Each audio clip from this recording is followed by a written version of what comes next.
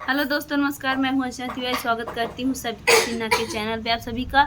और एक बहुत ही प्यारा तीज व्रत का गीत सुनाने जा रही हूं। कैसे लगेगा कमेंट बॉक्स में ज़रूर बताना। और इस चैनल को ढेर से ज़्यादा प्यार दुलार, ज़्यादा से ज़्यादा सपोर्ट कीजिएगा।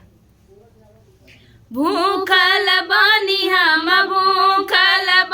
हम तीज के बरतिया, जाए दबा बना हो जाए दबा बना, हमके गंगा नहाए हो जाए दबा बना, हमके गंगा नहाए हो जाए दबा बना।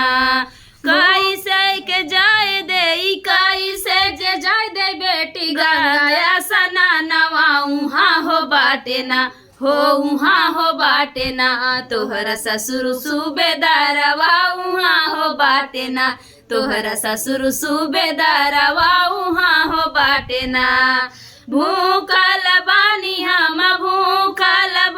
हम तीज के बरतिया, जाए द चाचा ना हो जाए द चाचा ना, हमके गंगा सना नवा जाए द चाचा ना, हमके गंगा सना नवा जाए द चाचा ना। कैसे के जाए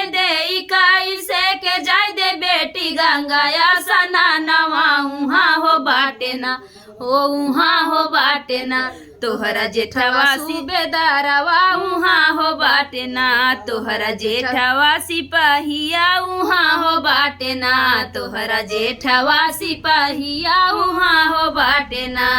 भूखल बानी हम तीज के बरतिया, जाए द भैया ना हो जाए द भैया ना, हमके गंगा सना नवा जाए द भैया ना, हमके गंगा सना नवा जाए द भैया ना। कैसे के जाए दे बहिनी गंगा सना नवा उहाँ हो बाटे ना, हो उहाँ हो बाटे ना, तोहरा पियावा सिपाहिया उहाँ हो बाटे ना, तोहरा पियावा सिपाहिया उहाँ हो बाटे ना। भूखल बानी हम तीज के बरतिया, जाए दबा बना हो जाए दबा बना, हमके गंगा सना नवा जाए दबा बना, हमके गंगा सना नवा जाए दबा बना। तो फ्रेंड, गीत कैसा लगा कमेंट बॉक्स में बताइएगा। फिर मिलते किसी नए गाने के साथ, तब तक के लिए बाय बाय दोस्तों। और आप लोग से रिक्वेस्ट है, इस चैनल को ज़्यादा से ज़्यादा प्यार दीजिए और दुलार दीजिए, सपोर्ट करिए इस चैनल को।